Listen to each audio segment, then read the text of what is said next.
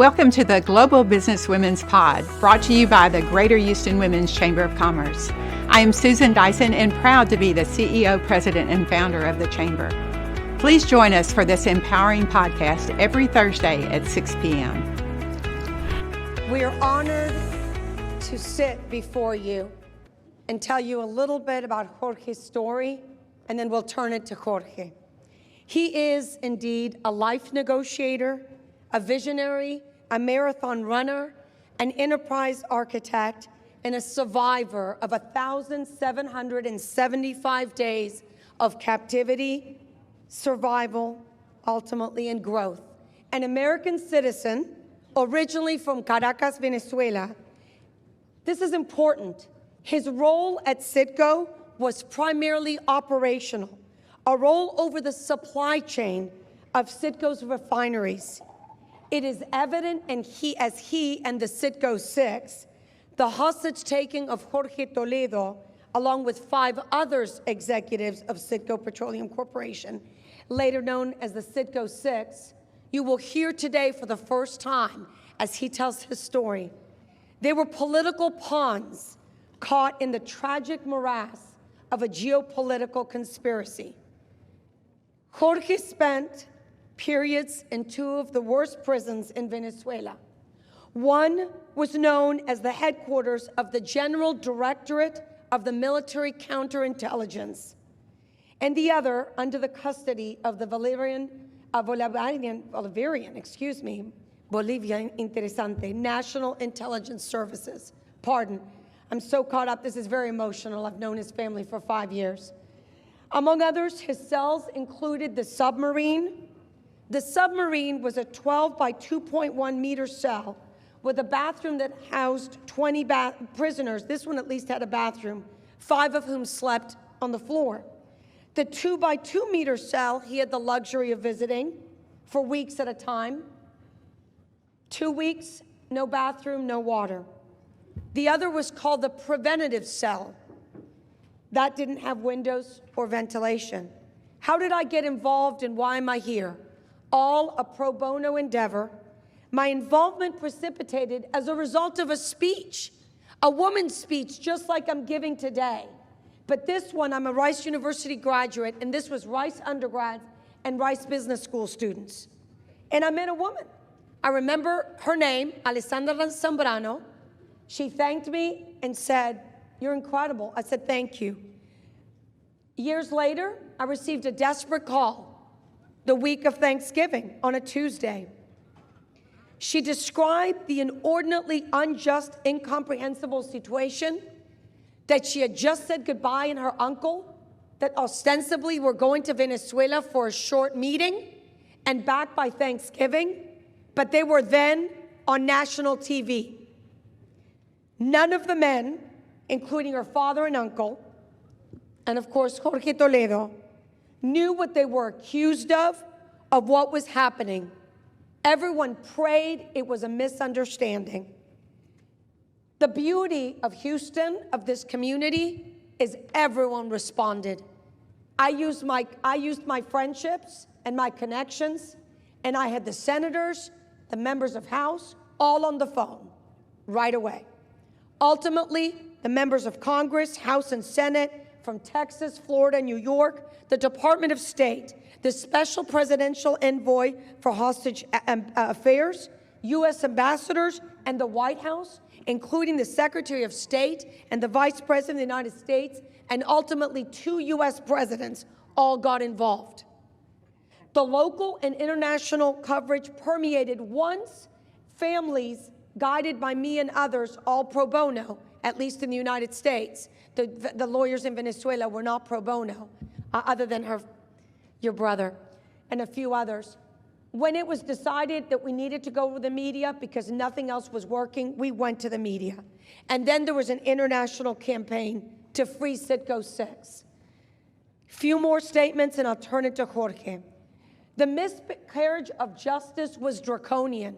For the lawyers in the room, 17 attempts to have a preliminary hearing, i.e. an appearance in the court, to even know what they were accused of. Ultimately, there was a trial. The day of the sentence finally arrived. The day of Thanksgiving, 2020, how touching. 3 years later, global media and the U.S. governments reacted with displeasure to the unjust and the illegal sentence of the Citgo Six. Who is Jorge Toledo? Before I turn it to him, I'll give you 3 or 4 more paragraphs, and it will be his story, and it's his to tell.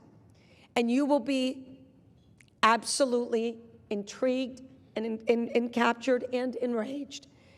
A father of 2 children and the grandfather of 2 girls, he currently resides in Sugar Land, Texas, with his wife, Carmen.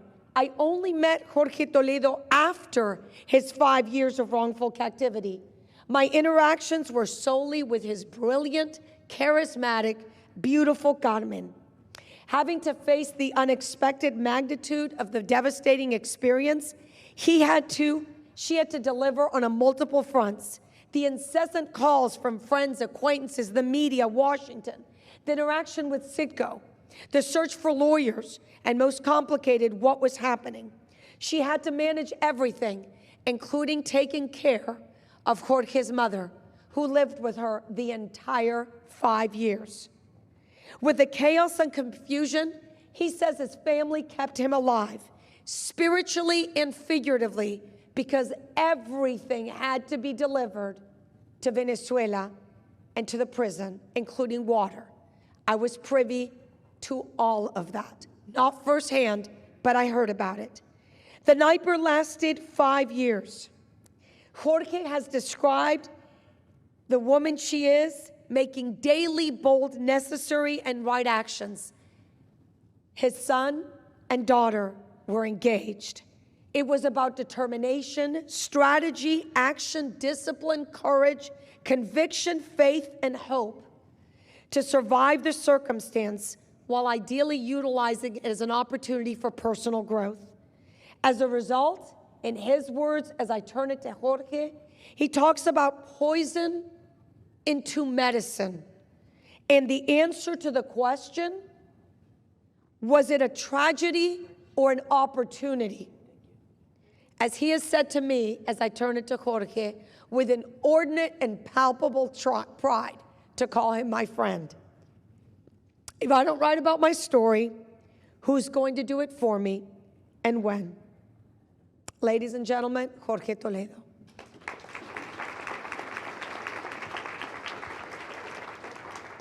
Good afternoon. I'm very honored to be here today, and I'm very honored to have Sophia giving this beautiful introduction.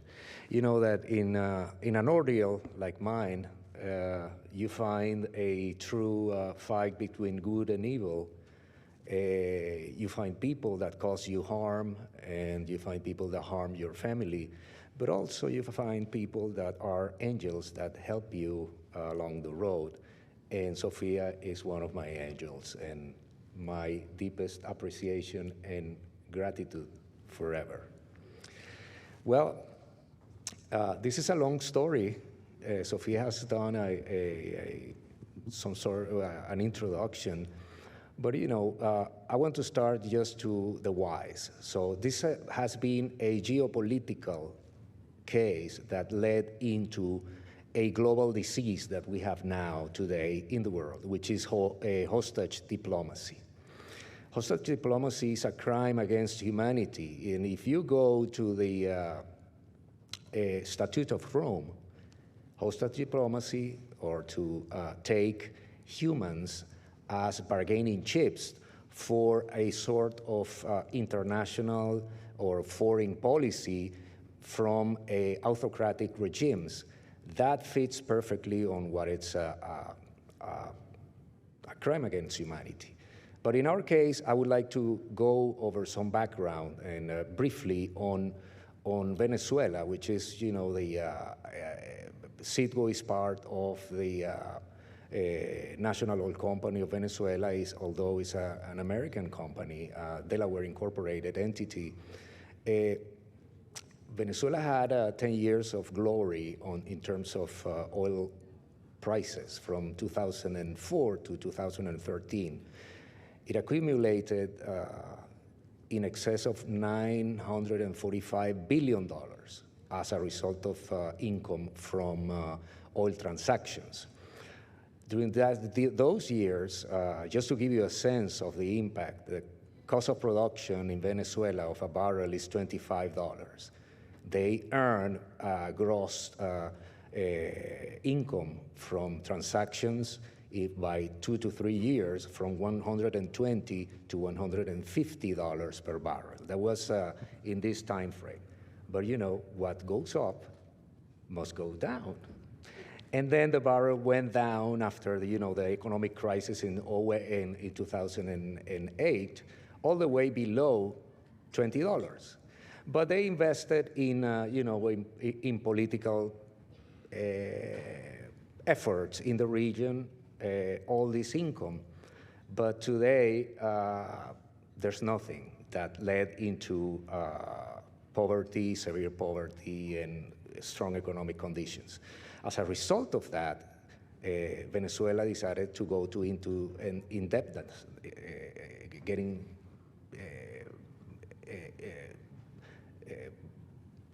looking money or credits in the market.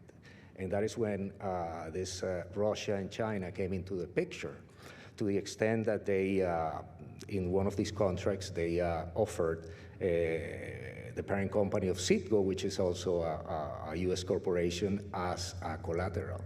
So that was at the end of 2016. So I'm mentioning this because this was the root cause of our imprisonment, this particular contract, because the response of Citgo, of the financial and legal groups, was to look for a refinancing of this debt in order to look for sources of cash and to repay the contract with the Russians, which was specifically Rosneft, and get back the collateral. So we were taken into a plane. We were the executives. At that time, I was the vice president of supply and marketing, so nothing to do with legal or financial affairs and so on. We were taken to Venezuela with the excuse of a business meeting. My role as a supply and marketing vice president was to lead the organization that was responsible for the crude oil supply to the Citgo refineries. So it was like a business meeting, and said, well, okay. But curiously, the ones that were called were only the ones with dual nationality.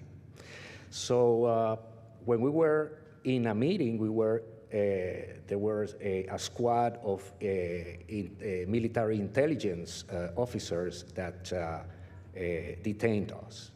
And at that very moment, we asked for consular help from the U.S. Embassy because we were all Americans. And they say, no, you enter the country as Venezuelans, so you don't have the right for consular support for any foreign country. So that's how the journey started. I went into situations of psychological torture. And I want to mention a couple of things, what is called the psychology of oblivion, which is something that was created by the Cuban military sector, and it's a total isolation, deprivation of multiple things like food, forbidding visits of your attorneys or families, you sleep on the floor, you're deprived from food, and I make jokes after, you have to take this with humor. And when I came back, I told my wife, so these guys has a very effective weight loss program down there that is called starvation. So I went to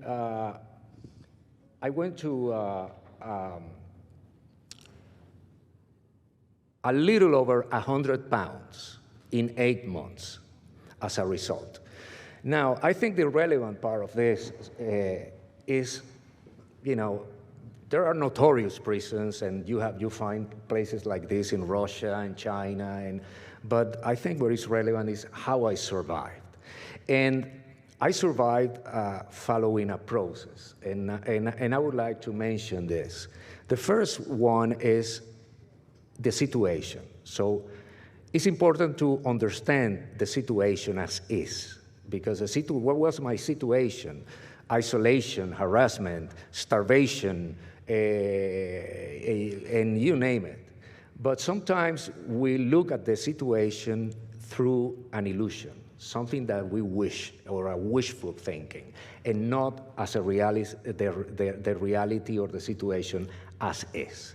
Once you know, like you say, well, it's like the alcoholic. When the alcoholic says, I'm an alcoholic and I need help. That is a critical moment, because that is when you make a decision. And that is the portion that I call volition. It's your will. And you have two options here. It's a black and white situation. Or you survive or not.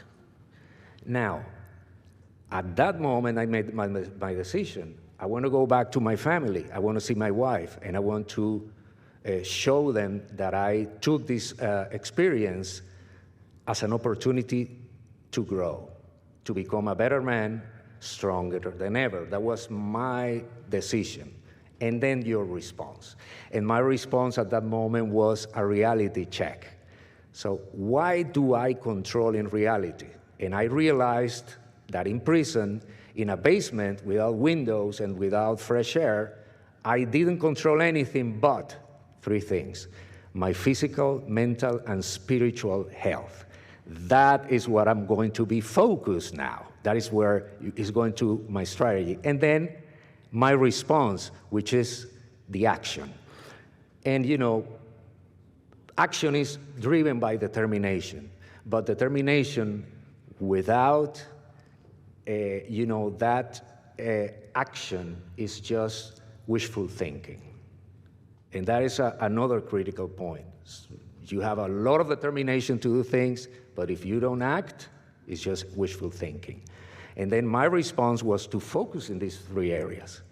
And the result is what the professor from NYU called success. So that sense of achievement that, you are, so the situation is a situation.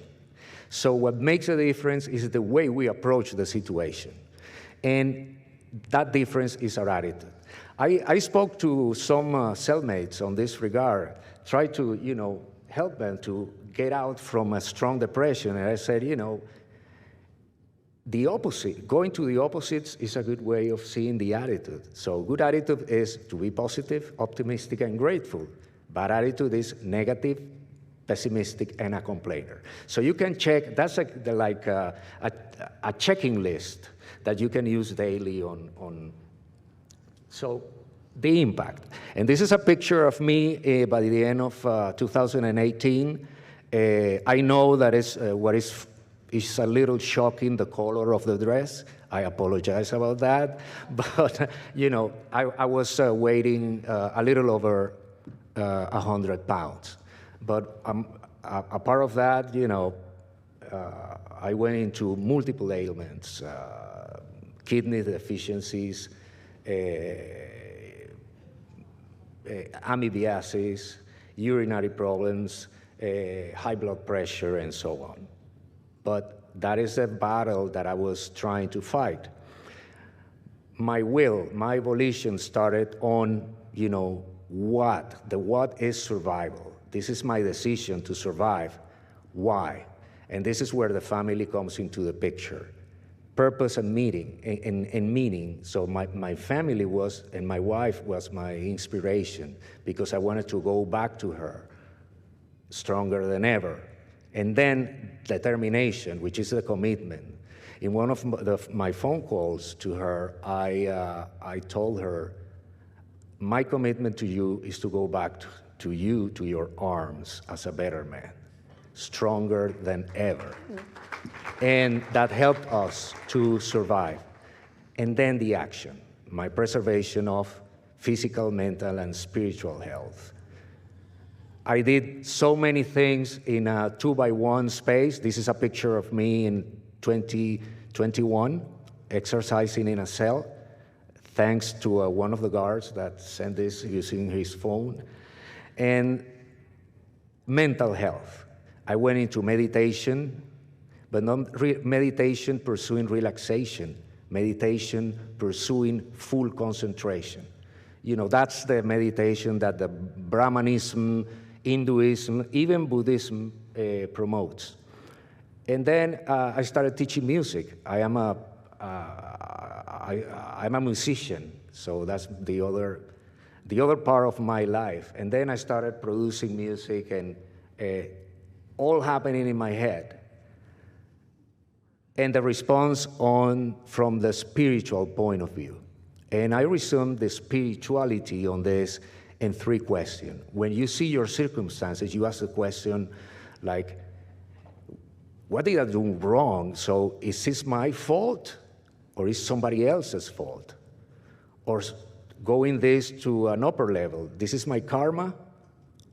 So let me check my life if I did something wrong, and or it is my mission.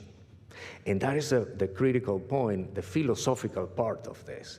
And when you see this as your mission is when you see a meaning to your life, purpose to your life.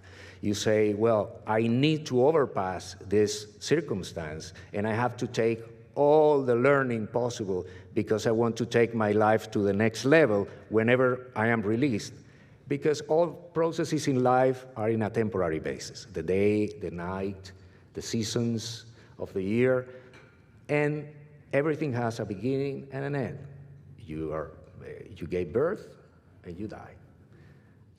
And Jorge, you cannot see this, but Susan is graciously about to give us some gifts.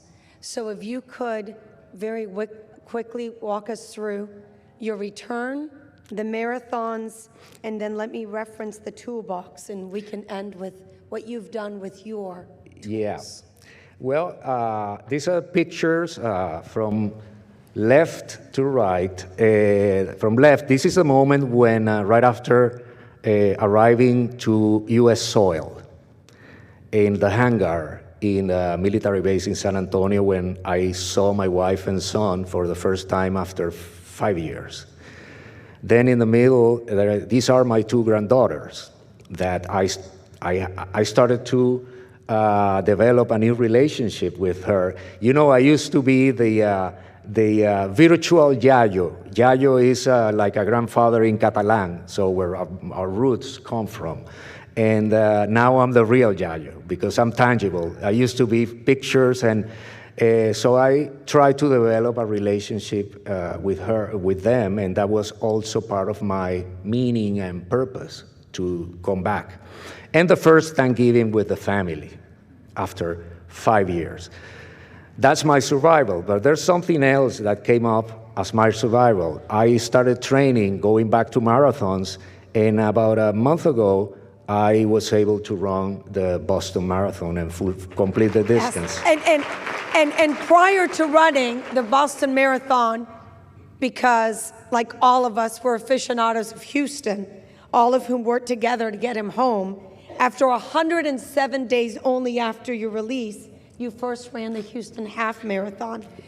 I hate to close this because your story is so impactful and your journey aberrationally inspirational. You talk about your bag of tools, and maybe you can end with a toolbox, but as he started describing the toolbox he developed internally, it made me think of that great poem we've all read, A Bag of Tools by R.L. Sharp, and depicts the human choice and decision making. And we start with a shapeless mass, and we're given a bag of tools. And what do you do with that shapeless mass? So please take it away as we end in the toolbox that yours is now overflowing, and what you've done with your initial shapeless mass. Well, I call the toolbox the set of skills and experiences that any human has, so collected all along your days and your years.